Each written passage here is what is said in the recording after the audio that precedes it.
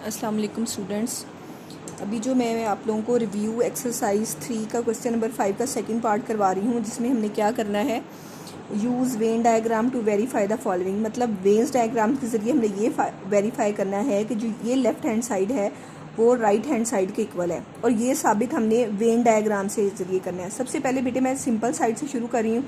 Right hand side में just be set है आपके पास, तो मैंने वेन डायग्राम बनाने के लिए यू सेट किया और उसके अंदर ए और बी। चूँकि ए और बी मैंने इसलिए दो किए हैं क्योंकि हमारे इस क्वेश्चन में दोनों सेट्स को डिस्कस किया जा रहा है। तो अब यहाँ पे क्या किया जाएगा बेटे, अब इसमें जो बी सेट को मैं क्या कर लूँगी, कलर कर लूँगी। अब बी सेट में कौन सा सेट है, ये आपके पास बी है, और ये वो है जिसमें ए और बी के कॉमन एलिमेंट्स होते हैं। हमारे पास पूरा बी सेट गिवन है, तो मैं पूरे बी सेट को क्या करूँगी, कलर करूँगी।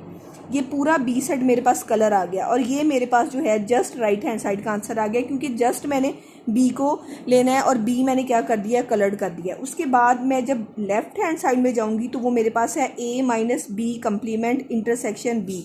अब सबसे पहले मैं ये चीज़ इंटरसेक्शन बी लेने से पहले मैं क्या करूँगी, ए माइनस बी फाइंड करूँगी, उसका कंप्लीमेंट निकालूंगी, फिर इनका क्या लूँगी, इंटरसेक्शन लूँगी। जैसे बेटा हम लोग क्वेश्चन करते हैं कि पहले ब्रैकेट के अंदर ए माइनस बी निकालते हैं, फिर उसके कंप्लीमेंट का आंसर निकालते हैं, फिर जो आंसर आता है उन दोनों का क्या लिया जाएगा, इंटरसेक्शन लिया जाएगा। सेम ऐसे ही सबसे पहले मैं ए माइनस बी स्टेप 1 में देखिए मैंने लिखा है ए माइनस बी।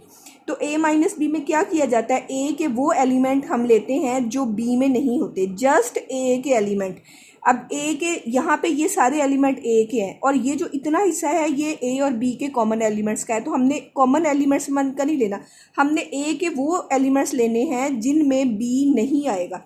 तो हम सिर्फ क्या करेंगे, इधर वाला पार्ट जो है वो कलर कर देंगे, क्योंकि हमने जस्ट ए के वो एलिमेंट्स लेने हैं जो बी में नहीं है। ठीक है बेटे, ये कलर हो गया। अब उसके बाद स्टेप 2 में हमने इसका क्या लेना है, कंप्लीमेंट लेना है। अब कंप्लीमेंट लेने का मतलब क्या होता है कि जो पहले था उसको छोड़ के बाकी सारा कुछ कहाँ आ जाता है, कंप्लीमेंट में आ जाता है।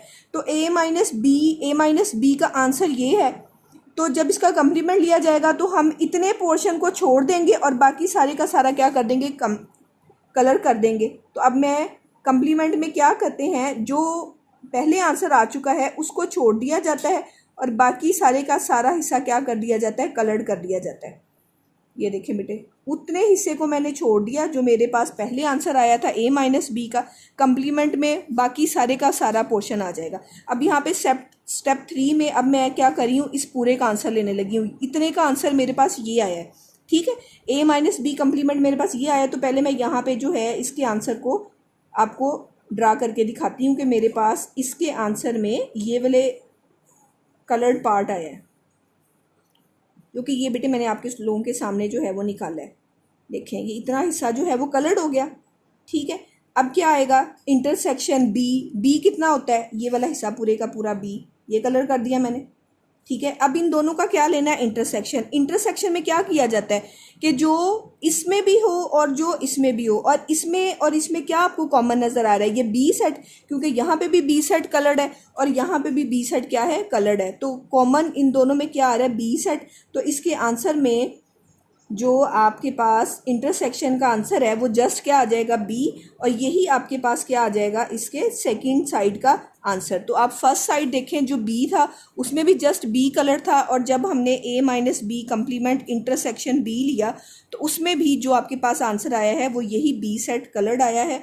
तो आप यहाँ पे लिख सकती हैं बाय 1 एंड 2, क्या कह सकती हैं आप, A minus B complement intersection B is equal to B.